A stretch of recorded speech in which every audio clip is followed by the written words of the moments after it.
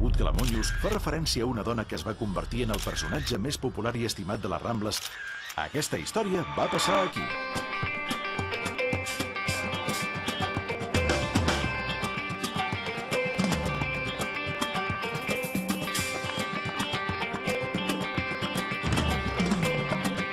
Doncs estem aquí, a la parada de la Carolina, que és la parada on la Monyos, un dels personatges més emblemàtics d'aquesta ciutat i sobretot d'aquest meravellós passeig, que és la Rambla de les Flors, venia a buscar cada dia la seva floreta per posar-se-la al cabell.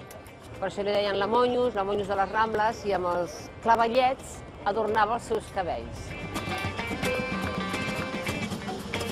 La rama de Barcelona i està molt bona, i està molt bona.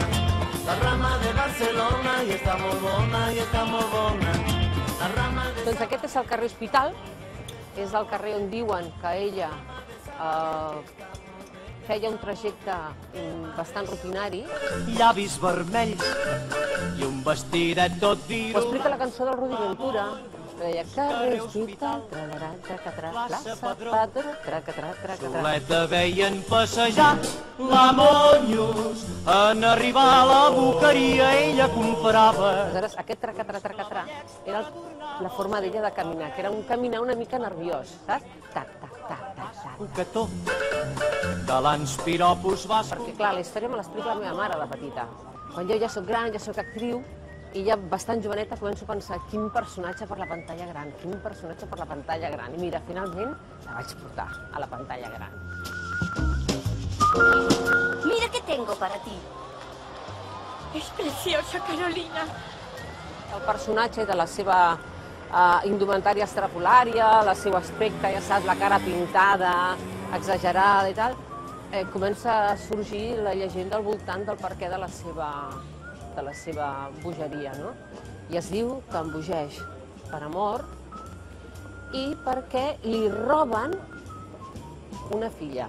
Lolita, ¿y tu hija? ¿Mi hija? Pobre hija de mi corazón.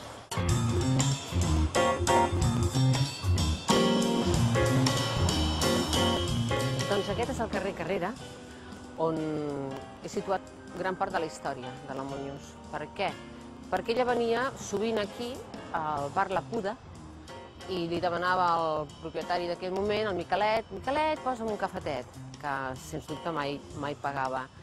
I aquí era un carrer que hi havia molts magatzems, tallers, i entre d'altres estava el magatzem de pollastres del meu avi. El meu avi, ella, la Monyos, li havia explicat alguna vegada la veritat de la seva història. Hi ha dos versions de la història, o del personatge, anem a dir, de la Monyos. Comenta fins i tot que ella era alcohòlica, cosa que no és cert però per res, que es deia Dolores Bonella Alcázar, quan en realitat es deia Dolores Vega Massana, que era un personatge respectadíssim en aquesta ciutat, estimadíssim. Vull dir, el dia que va morir la Monyos, al funeral no se l'acabava ningú. I que diu també la llegenda que estava pagat,